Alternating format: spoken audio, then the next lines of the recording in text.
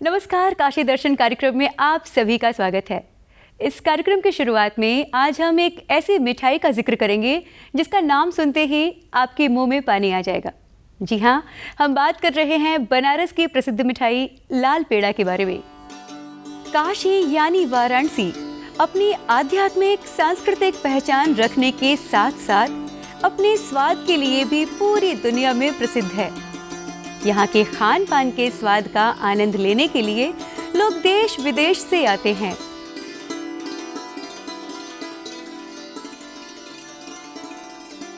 लाल पेड़ा एक लोकप्रिय बनारसी मिठाई है जो विशेष रूप से भोजोबिर क्षेत्र और यूपी कॉलेज से अपनी पहचान रखती है। इसे खोआ, चीनी और घी के मिश्रण से बनाया जाता है। इस लाल पेड़ा मिठाई को आमतौर पर छोटे डिस्क के आकार या चौकोर रूप में बनाया जाता है। लाल पेड़ा दानेदार बनावट वाला होता है जिसमें एक सुखद मिठास होता है। वाराणसी के प्रसिद्ध लाल पेड़ा को जीआई टैग मिल चुका है। जीआई टैग यानी जियोग्राफिकल इंडिकेशन, मतलब भौगोलिक संकेत। इससे उस उत्पाद के शहर का पता चलता है जो मूल रूप से वहाँ की पहचान रखता है। बाबा विश्वनाथ की नगरी कहे जाने वाले काशी में लाल पेड़ा को लोग काफी पसंद करते हैं। लाल पेड़ा को तीज त्योहारों के दौरान प्रसाद के रूप में या विशेष अवसरों पर मिठाई के रूप में परोसा जाता है। बौद्धिक संपदा अधिकार में शुमार होने से लाल पेड़ा मिठाई का रंग और चटक हो चला है। लाल पेड़ा खाने के शौकीन जब इस स्वादिष्ट मिठाई का स्वाद लेते हैं तब वो अपने अंदाजे बयां में इस लजीज का बखान करते हुए कहते हैं, हमारे बच्चे, हमारे फैमिली, सभी को घर वालों को पसंद है। ज्यादातर हमारे बनारस सिटी में सभी लोग को लिए बहुत पसंद है। एक खासियत है कि इसके अंदर बहुत शुद्धता है। इस पे हमें भरोसा है। इस लाल पेड़े पे कोई मिलावट नहीं है, कहीं कुछ नहीं है, इसलिए हमें बार बार यहाँ आना पड़ता है। काशी का लाल पेड़ा हेल्दी भी होता है, व्रत वाले लोग भी इसे खा सकते हैं और हम इसे कहीं बाहर ले जाना होता है तो हम ले जा सकते हैं। जल्दी खराब नहीं होता है, 20-15 दिन के लिए ये खराब नहीं होता। और हमारे लिए बहुत गर्व की बात है काशी वासियों के लिए, क्योंकि हमारे यहाँ के लाल पेड़े को जीआई टैग मिला हुआ है। शौकीन तो शौकीन, लाल पेड़ा मिठाई का व्यवसाय करने वाले भी कुछ कम बखान नहीं करते हैं इस बनारसी लाल पेड़ा का। खासियत ये है लाल पेड़ा की कि एकदम शुद्ध होता है। इसे व्रत में खा सकते हैं, 15-20 दिन तक खराब नहीं होता है। और हमारी प्रायोरिटी हमेशा ये रहती है कि ये हाइजीन मेंटेन करें और अपनी क्वालिटी को बनाए रखें। इसीलिए केवल और केवल लाल पेड़ा हम लोग बनाते हैं। और हमारे बनारस के लिए ये बहुत ही गौरव की बात है कि जीआई सूची में भी लाल पेड़ा को अब शामिल कर लिया गया है, जिसके लिए हम लोग सरकार का तहे दिल से बारंबार धन्यवाद देते हैं और आभार व्यक्त करते हैं। लाल पेड़ा आज बनारस, यूपी कॉलेज ही नहीं, बनारस ही नहीं, पूरे देश विदेश में लोग जान रहे हैं। इसको खाने के लिए लोग ऑर्डर करते हैं। मंदिर से जो लोग प्रसाद के रूप में इसको लेके जाते हैं, सराहना करते हैं, वहाँ से कॉल करते हैं। और लाल पेड़ा की खासियत ये भी है कि इसको आप 15-20 दिन के अलावा भी अगर आप इसे फ्रिज में रखते हैं तो ये 2-3 महीने तक भी ख़राब नहीं होता है। लोग विदेशों में जो हमारे कस्टमर लेके जाते हैं उनका फीडबैक ये रहता है कि इसे भैया हम लोग फ्रीज़र में डाल देते हैं, उसके बाद इसको कुछ महीनों बाद भी अगर निकालते हैं, कटर से काट के निकालते हैं, फिर ओवन में गर्म कर लेते हैं। तो ये इसकी सबसे बड़ी खासियत है कि इसकी ड्यूरेबिलिटी। एकात्म मानववाद के प्रणेता पंडित दीनदयाल उपाध्याय की जयंती प्रत्येक वर्ष 25 सितंबर को मनाई जाती है। पंडित दीनदयाल उपाध्याय ने समाज के निचले तबकों के उत्थान के लिए बात कही है। उनकी विचारधारा का मूल राष्ट्रवाद था। दीनदयाल उपाध्याय, जिन्हें पंडित जी के नाम से जाना जाता है, वे एक भारतीय राजनीतिज्ञ, एकात्म मानववाद विचारधारा के समर्थक और पूर्ववर्ती राजनीतिक दल भारतीय जनसंघ के नेता थे। पंडित दीनदयाल उपाध्याय के आखिरी पड़ाव में वाराणसी के पड़ाव क्षेत्र में पंडित दीनदयाल उपाध्याय स्मृति स्थल का निर्माण किया गया है। यहाँ आकर पंडित जी के दर्शन को आत्मसात किया जा सकता है।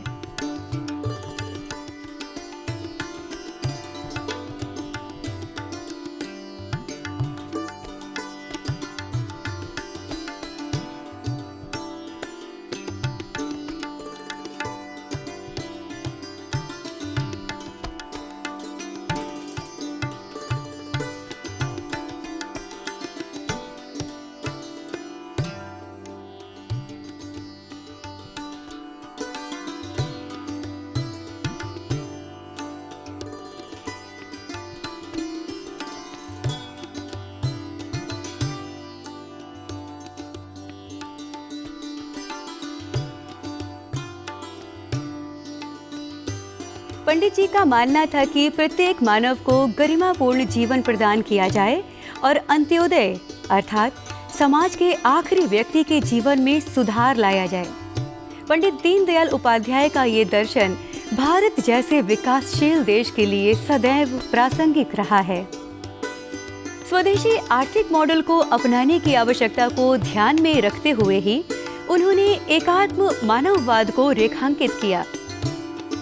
इसके माध्यम से समावेशी और जन समुदाय को सशक्त बनाने का उनका विचार था। पंडित दीनदयाल उपाध्याय के अनुसार मानव जाति में शरीर, मन, बुद्धि और आत्मा के 4 पदानुक्रमित गुण हैं, जो धर्म, अर्थ, काम और मोक्ष के 4 सार्वभौमिक उद्देश्यों के अनुरूप हैं। बनारस के स्वादिष्ट लाल पेड़े और पंडित दीनदयाल उपाध्याय के जीवन दर्शन को देखने और समझने के पश्चात अब हम आनंद लेते हैं लोक संगीत का।